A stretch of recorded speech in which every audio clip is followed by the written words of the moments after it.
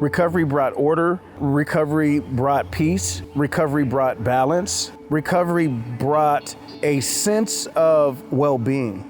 I don't wear it as a badge of honor anymore. I live it. It's a part of my life, and it means the world to me. Grew up here in Portland, youngest of 6 siblings. Sports is a big part of my life, my journey. Started running track at the age of like 5. Started playing basketball by the age of 8, and then playing football by the time I was 12. So sports was an outlet for me. Sports was an avenue for me to unleash a lot of internal things that were going on. Along the way, there was some behavioral stuff that I experienced, didn't know what it was. But shortly after entering high school, I started filling that up with alcohol, and it turned into drugs, still playing sports at a high level, but also making it into college, having a very successful 4 years at the University of Washington, went to 3 Rose Bowls, was a part of a national championship, won 2 of those Rose Bowls, played a year of Canadian football. He was just a phenomenal athlete, one of the best athletes to ever come out of Oregon. We've been best friends since 2nd grade. We hit it off immediately when we met. We were both very competitive. I got to play with him, so it took the pressure off me. I was able to do better because Walter was the star. After the year of Canadian football, 1994, the cheering stopped and the lights turned off, and I was left with, to me, I thought was nothing, and my life just spiraled out of control. Consumed by drugs, alcohol, bad relationships.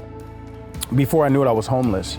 Having a couple daughters, not being a father, not being able to contribute in society, and I really roared through the lives of my parents and my families and people that love me like a tornado. Thank God, 2010, I was able to contact my best friend, and he asked me a simple question. He said, "Are you willing to go to any length to change your life?" And I said, finally, for the first time, I'm willing to do whatever it takes. And he came and picked me up, and my journey into sobriety started. He became willing to go to inpatient, which happened to be here in DePaul in 2010. And that was where he learned like responsibility and accountability and acceptance, forgiveness, and humility. Went through DePaul 2010s for 6 months. 2 years later, got the opportunity to come back and start working there as a milieu counselor, and I think I worked there for about 3 years. Then moved on to Central City. My biggest gift in my life today is to help others. That's the thing about Walter that really does make him very special is he loves his community. He grew up in Portland. There's some things that pain him that he talks openly about, and he's always willing to just help his community. And what can we do to make this better? I hired Walter to work for the Imani Center when we first opened. He came to us with this desire to want to work with our community, with the Black and African Americans, and the staff and the clients adore him. It doesn't matter who you are or where you're at, or if you're feeling as low as a footprint or as high as almighty. You know, Walter can connect with you on some level. He's just priceless. Can I say that? He's priceless.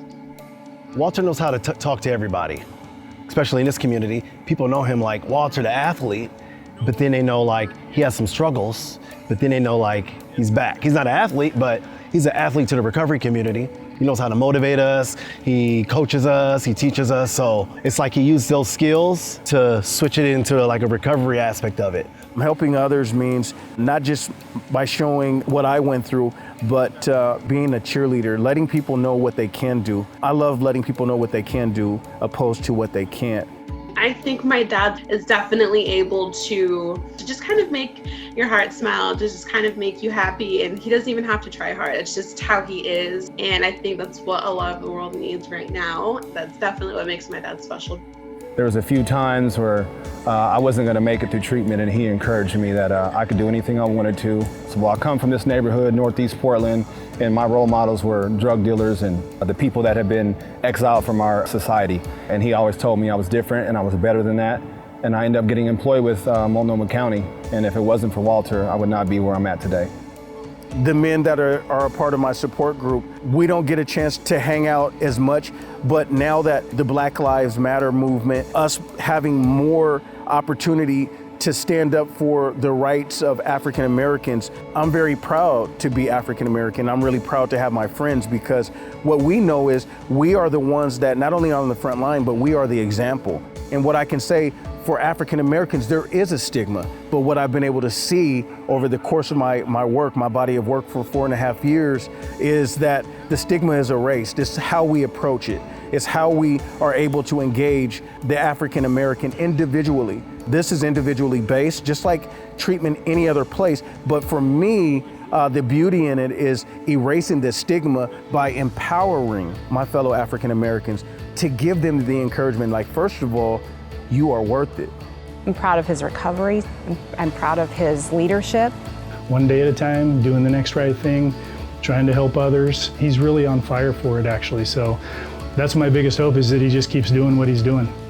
The most important thing is you have an opportunity today to create a better tomorrow for yourself. So I'm constantly wanting to improve. So the future for myself, how can I improve? And how can I make this world a better place?